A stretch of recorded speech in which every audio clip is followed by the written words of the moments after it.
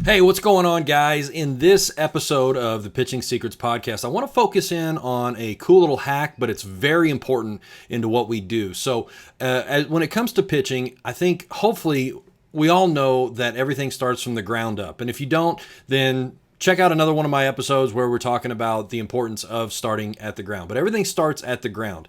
And that's where our leg muscles are. That's where those big, powerful, strong muscles are. That's where everything starts, and it's where it gets created and where it travels up our kinetic chain that eventually goes through our back or through our hips, to our back, to our shoulder, to our arm, and out into the baseball.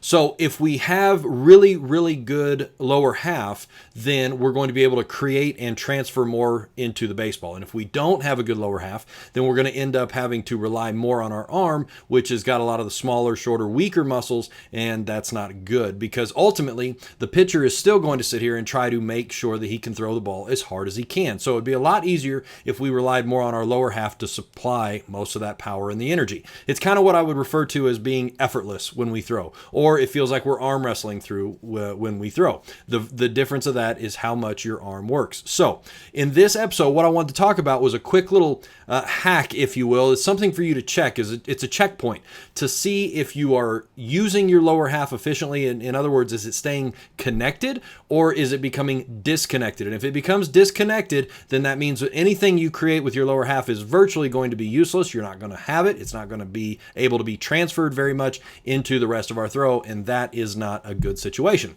So we want to make sure that we are connected. So how do you do this? Here's one way, but this is a test we do. It's what we do through our if we're doing a video analysis, and so I kind of want to walk you through that.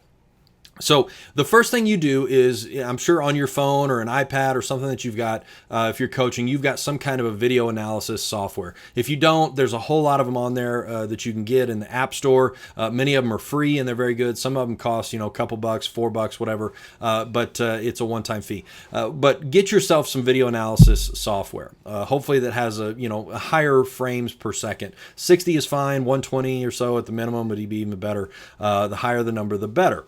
So anyways, once you have that video analysis software, then what I want you to do is I want you to look at your pitcher and you're going to view them or film them from the front side. So if they were a right-handed pitcher, you're going to view them from the third base position as they're throwing to the plate. And then they're just going to deliver a pitch, whether it's out of the stretch or the windup, really doesn't matter. Just make it so that it's, what they do. If they only pitch out of the stretch, then do the stretch.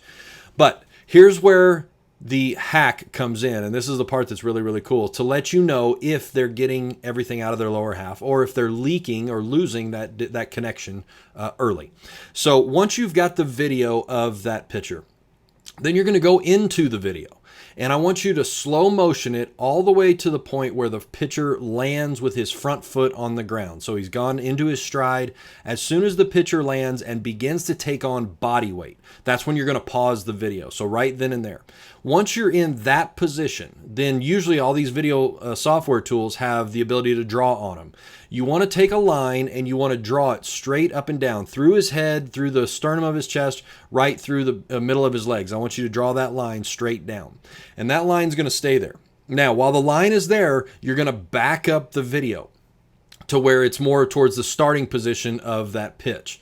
Now, slowly, if you can go frame by frame, that's great. But slowly, you want to start now going forward into that pitch. And as that pitcher's front foot gets to that line that you just drew, you want to pay attention to the positioning of that foot. Or more importantly, you want to pay attention to what part of the foot touches or crosses that line first.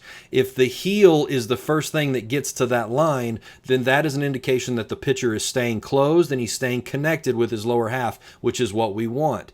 If it looks pretty neutral, so kind of the side of his foot is hitting, that's not terrible, but it's not great. But it's one of those where I would say it's kind of in a caution zone, and you just want to be aware of that and know that that could potentially lead to some issues. But if you get to that line and the first thing that's touching is the toes, then that means that we are opening up the hips early, prematurely, which means we're leaking right there and we're losing our lower half. And by the time that he lands with his front foot, it's probably going to be too late and there's nothing to recover from. thumb, and that lower half is gone. And now he's going to have to put a whole lot more emphasis and reliability on that arm to continue to make up for what he just lost with that lower half. Okay, so that is a really, really powerful little hack that you can check in on. And if you find a pitcher that's doing that, there's a lot of drills that you can do out there. There's one that we really love here at the Texas Pitching Institute, which we call the Predator Drill. I'm thinking you could probably find that on YouTube channels,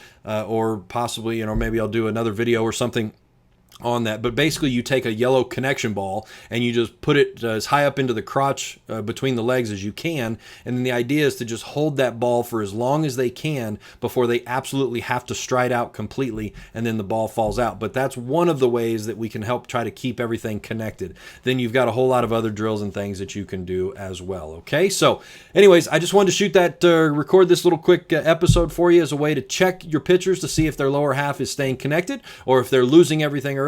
And I hope that helps you, and it'll help your pitchers as well. So I will wait and see you into the next episode.